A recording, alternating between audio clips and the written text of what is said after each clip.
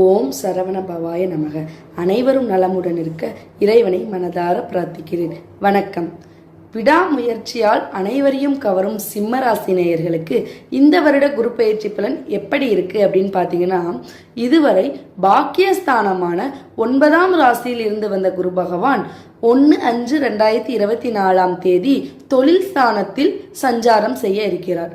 தொழில் ஸ்தானத்தில் இருக்கின்ற குரு தான் நின்ற ராசியிலிருந்து 5ஆம் பார்வையாக குடும்பஸ்தானத்தையும், 7ஆம் பார்வையாக சுகஸ்தானத்தையும், 9ஆம் பார்வையாக சத்ருஸ்தானத்தையும் பார்க்க இருக்கிறார்.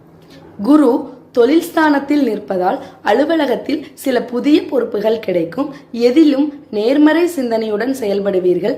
பொது காரியங்களில் தனிப்பட்ட ஆர்வமும் ஈடுபாடும் அதிகரிக்கும்.